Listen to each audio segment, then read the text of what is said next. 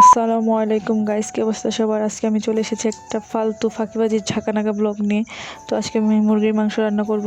আমি মুরগির মাংসগুলো ভালোভাবে কেটে ধুয়ে নেব, ধুলেও চলবে।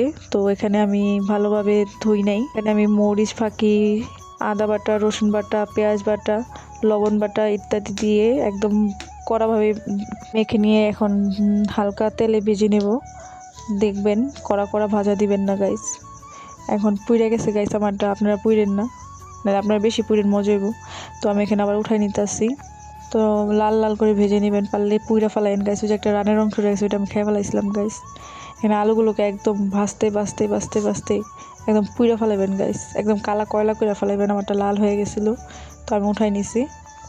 তারপর আমরা ছেড়ে দেবো কতগুলা রসুন, পারলে আলাম রসুন দিয়েন, আমি ভুলে করে দিছি। তো এখানে পেঁয়াজ মরিচ দেন পেঁয়াজ বাটা, ভালোভাবে নেড়েচেড়ে পেঁয়াজ বাটা দিয়ে দেবো। পেঁয়াজ বাটা দেওয়ার পর একদম যত হাতের শক্তি আছে নাড়তে থাকবেন নাড়তে থাকবেন। তারপর লবণ, মরিচের গুঁড়া, হলুদের গুঁড়া এগুলো মিশাই না। আদা বাটা 2 চামচ, আপনারা আরও বেশি দিয়েন গাইস। তারপর আমি মরিচ আবার অ্যাড করে দিতেছি। তো এটা খেতে একদম জঘন্যতম হয়েছে, স্বাদ না বিস্বাদ আই ডোন্ট নো, বাট খেয়ে দেখবেন আপনারা। তারপর পানি দিয়ে ভালোভাবে কষাই গাইস। আমি 3বার মশলা দিছি, কতটা পাকা রাঁধুনি হতে পারি এবার বোঝেন।